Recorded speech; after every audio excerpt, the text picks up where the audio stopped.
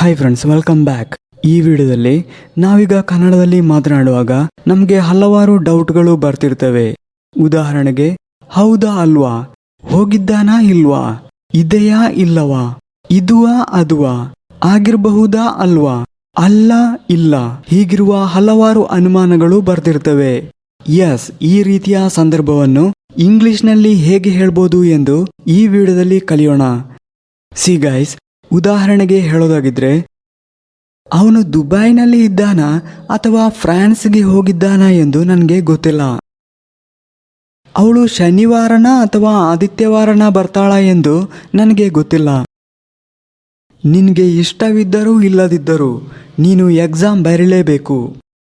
ನಿನಗೆ ಇಷ್ಟವಿದ್ರೂ ಇಲ್ಲದಿದ್ರೂ ನೀನು ಔಷಧಿ ಕುಡಿಲೇಬೇಕು. ಈ ರೀತಿಯ ವಾಕ್ಯಗಳನ್ನು ಇಂಗ್ಲಿಷ್ನಲ್ಲಿ ಹೇಗೆ ಹೇಳ್ಬೋದು ಎಂದು ನೋಡೋಣ. ಅದಕ್ಕಿಂತ ಮುಂಚೆ ನೀವು ಕೊನೆವರೆಗೆ ಕಾಯದೆ ಈಗಲೇ ಒಂದು ಲೈಕ್ ಮಾಡಿ, ಹೆಚ್ಚಿನ ವಿಡಿಯೋಗಳಿಗಾಗಿ ಸಬ್ಸ್ಕ್ರೈಬ್ ಮಾಡಿ. ನೋಡಿ ಫ್ರೆಂಡ್ಸ್, ಈ ರೀತಿಯ ವಾಕ್ಯಗಳನ್ನು ಹೇಳಲು ನಿಮಗೆ ತಿಳಿದಿರಲೇಬೇಕಾದ ಇಂಗ್ಲಿಷ್ನ ಒಂದು ವರ್ಡ್, ಒಂದು ವಾಕ್ಯ ವೆದರ್. ವೆದರ್, ಎರಡು ವೆದರ್ ಇದೆ. ಇದು WHETHER. ಇನ್ನೊಂದು ವೆದರ್ WEATHER, ಅಂದರೆ ಹವಾಮಾನ. ಅದು ಅಲ್ಲ, ಇಲ್ಲಿ ವೆದರ್ WHETHER. ಇದನ್ನು ವಾಕ್ಯದಲ್ಲಿ ಬಳಸುವಾಗ ಬರೇ ವೆದರ್ ಮಾತ್ರ ಅಲ್ಲ, ವೆದರ್ ಆರ್ ನಾಟ್ ಹೀಗೆ ಬಳಸ್ತೇವೆ. Whether or not. ಬನ್ನಿ ಅದು ಹೇಗೆ ಎಂದು ನೋಡೋಣ. ಅವನು ದುಬೈನಲ್ಲಿ ಇದ್ದಾನೋ ಅಥವಾ ಫ್ರಾನ್ಸ್ಗೆ ಹೋಗಿದ್ದಾನೋ ಎಂದು ನನಗೆ ಗೊತ್ತಿಲ್ಲ. I don't know whether he is in Dubai or has gone to France.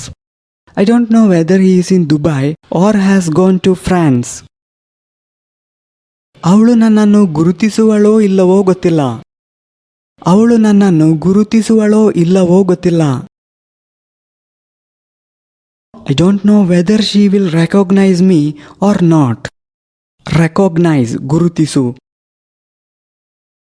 ನಿನಗೆ ಇಷ್ಟವಿದ್ದರೂ ಅಥವಾ ಇಲ್ಲದಿದ್ದರೂ ನೀನು ಔಷಧಿಯನ್ನು ಕುಡಿಲೇಬೇಕು.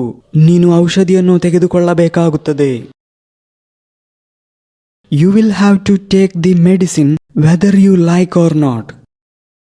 You will have to take the medicine whether you like or not.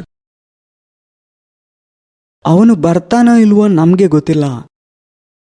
ಅವನು ಬರ್ತಾನೋ ಇಲ್ಲವೋ ನಮಗೆ ಗೊತ್ತಿಲ್ಲ. We don't know whether he will come or not. We don't know whether he will come or not. ಈ ರೀತಿಯ ವಾಕ್ಯಗಳನ್ನು ಹೇಳುವಾಗ ಇಫ್ ಅನ್ನು ಕೂಡ ಬಳಸ್ತಾರೆ. ಆದರೆ ಎರಡು ಚಾಯ್ಸ್ ಇದ್ರೆ ಇಫ್ ಅನ್ನು ಬಳಸೋಕೆ ಆಗಲ್ಲ. ಅಲ್ಲಿ ವೆದರ್ ಅನ್ನೇ ಬಳಸಬೇಕು. ಹೀಗೆ ಹೇಳಿದ್ರೆ ನಿಮಗೆ ಅರ್ಥ ಆಗಲ್ಲ. ಬನ್ನಿ ಎಕ್ಸಾಂಪಲ್ ನೋಡಿ. ಅವಳು ಶುಕ್ರವಾರ ಬರ್ತಾಳೋ ಅಥವಾ ಶನಿವಾರ ಬರ್ತಾಳೋ ಗೊತ್ತಿಲ್ಲ. ಅವಳು ಶುಕ್ರವಾರ ಬರ್ತಾಳೋ ಅಥವಾ ಶನಿವಾರ ಬರ್ತಾಳೋ ಅಂತ ನನಗೆ ಗೊತ್ತಿಲ್ಲ. I don't know whether she come on Friday or Saturday.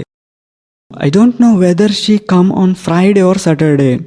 ಇಲ್ಲಿ ಎರಡು ಚಾಯ್ಸ್ ಇದೆ, ಶುಕ್ರವಾರ ಅಥವಾ ಶನಿವಾರ. ಸೊ ಇಲ್ಲಿ ವೆದರ್ ಅನ್ನು ಬಳಸಿದ್ದಾರೆ. ಆದರೆ ಇಲ್ಲಿ ನೋಡಿ, ಅವಳು ಶುಕ್ರವಾರ ಬರ್ತಾಳೋ ಇಲ್ವೋ ಗೊತ್ತಿಲ್ಲ. ಅವಳು ಶುಕ್ರವಾರ ಬರ್ತಾಳೋ ಇಲ್ವೋ ಗೊತ್ತಿಲ್ಲ. I don't know if she come Friday. ಇಲ್ಲಿ ಒಂದೇ ಚಾಯ್ಸ್ ಇರುವಂಥದ್ದು ಶುಕ್ರವಾರ. I don't no if she come Friday. ಅವನು ಮಂಗಳೂರಲ್ಲಿ ಇದ್ದಾನೋ ಇಲ್ವೋ ಗೊತ್ತಿಲ್ಲ. ಆತ ಮಂಗಳೂರಲ್ಲಿ ಇದ್ದಾನೋ ಇಲ್ವೋ ಗೊತ್ತಿಲ್ಲ. I don't no if he is in Mangalore. I don't no if he is ಇನ್ ಮ್ಯಾಂಗ್ಳೂರ್. ಅವನು ಮಂಗಳೂರಿನಲ್ಲಿ ಇದ್ದಾನೋ ಅಥವಾ ಚೆನ್ನೈಗೆ ಹೋಗಿದ್ದಾನೋ ಎಂದು ನನಗೆ ಗೊತ್ತಿಲ್ಲ. ಅವನು ಮಂಗಳೂರಿನಲ್ಲಿ ಇದ್ದಾನೋ ಅಥವಾ ಚೆನ್ನೈಗೆ ಹೋಗಿದ್ದಾನೋ ಎಂದು ನನಗೆ ಗೊತ್ತಿಲ್ಲ. ಇದರ ಆನ್ಸರನ್ನು ನೀವು ಕಮೆಂಟ್ ಮಾಡಿ. ಇದೇ ರೀತಿಯ ಒಂದು ವಾಕ್ಯವನ್ನು ಈ ವಿಡಿಯೋದಲ್ಲಿ ಹೇಳಿದ್ದೇನೆ.